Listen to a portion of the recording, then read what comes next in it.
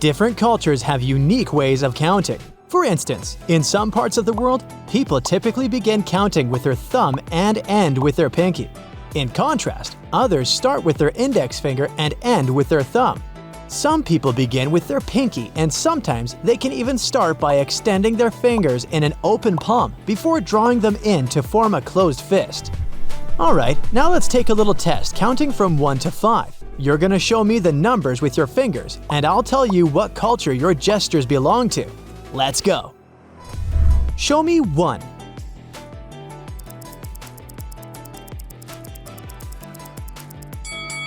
If you show it with your index finger, you're probably either from the US or from China, because this gesture is typical in these countries. If you show 1 with your thumb, hey, what part of Europe are you from? In many European countries such as Germany, Spain, France, Italy, and the UK, people use their thumbs to show 1. Hey, and what about number 2?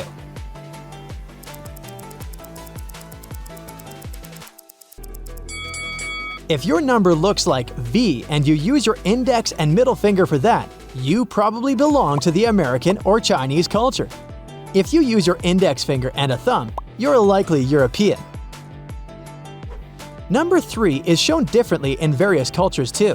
While people in China and the US use ring, middle, and index fingers to do that, people in Europe use their thumbs, index, and middle fingers. For number 4, there are not so many options. People in different parts of the world use all fingers except for the thumb to show the number 4. Same with number 5, we just show all the fingers we have. But there's a unique place in the world where everything's a bit upside down. Nope, I'm not talking about Australia. When it comes to hand gestures, it's Japan that leaves us mind-boggled. You see, while most people usually show their fingers to manifest a certain number, the Japanese do the opposite thing. The number they manifest is the number of fingers they bend. Look at this gesture. The only finger bent here is the thumb, and it might be like 4 to you. For the Japanese, it's 1. And here you can see that a thumb and an index finger are bent, which means it's 2. Then you add a middle finger bent to show 3, a bent ring finger to show 4, and to show 5, all you need to do is to show your fist. Crazy! But it's not over.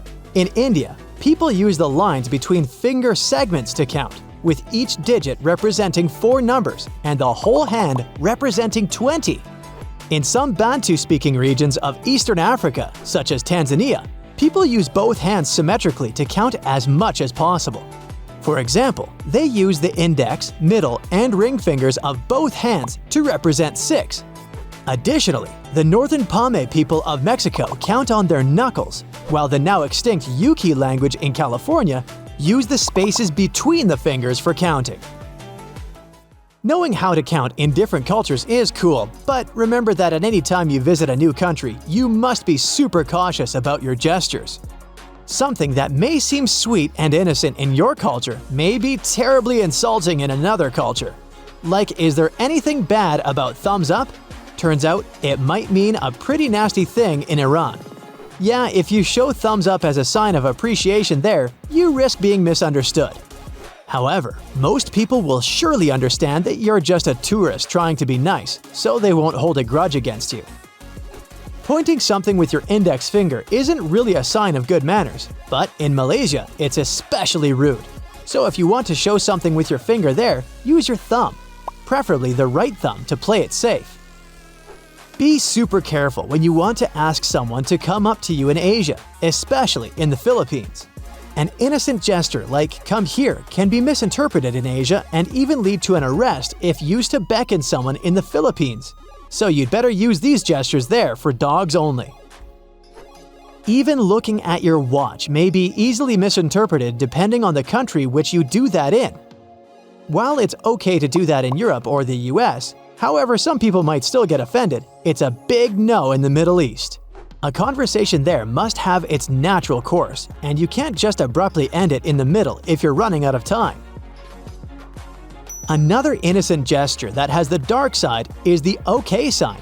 In English-speaking countries, people interpret it positively, but if you do that in Latin America or France, it will be extremely rude. People in New Zealand use this sign to indicate that someone is lazy. And in Australia, the OK sign means 0. Well, I'm not surprised. Even basic communication, like nodding for yes and shaking your head for no, can be reversed in certain regions, in countries like Albania and Bulgaria. Gestures can mean separate things, notions, and reactions, but they make an important part of languages too. I'm speaking Italian. Sure thing, there are more than enough words in this beautiful language to express whatever you want, but you can spice it up with some gestures. I mean, there are even emojis of Italian origin, like this one. By the way, do you know what it means? Seems like it gets misinterpreted on social media. Well, the pinched fingers mean, what do you want? Some extra meaning got added later, and today, people use it on social media to discuss anything Italian, or they can show that they're impressed by something by using this emoji too. In Italian, if you bring together the index finger of both hands and then tap them together, it means that you're talking about two people, or even two things that get along. This one's pretty convenient, huh? Instead of saying you two are getting along, you can simply tap your fingers together. Also, the Italian gesture can help you substitute not only your emotions, but even nouns. Look here, this sign means money. Yeah, you can learn the Italian word soldi, which is money. But you can rub your thumb and index finger and middle finger together and get the very same meaning. So, as you can see, gesturing can be pretty cool and help season your basic conversation. However, actions speak louder than words. Do you see what I'm driving at? Well, that gesture seasoning actually is something more important than what you say. According to research, about 80 to 90% of the idea you want to convey lies in the non-verbal part of it. Here's why the so-called body language is so important.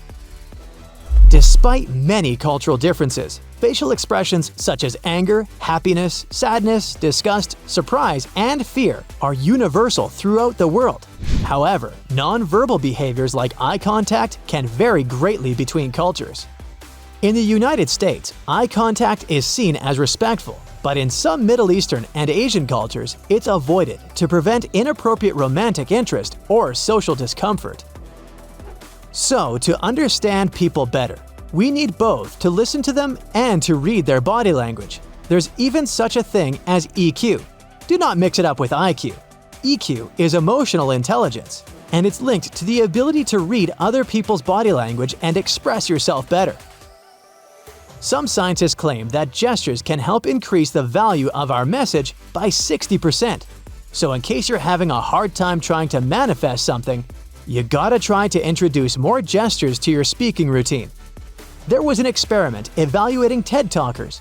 The least popular ones had 272 hand gestures during the 18-minute talk. Guess how many gestures the most popular speakers used? About 465. That's almost double. Yeah, it might seem that this number is super high and those people didn't stop waving their hands. I mean, 18 minutes is 1,080 seconds, and it turns out that they made a gesture almost every 2 seconds. But it worked.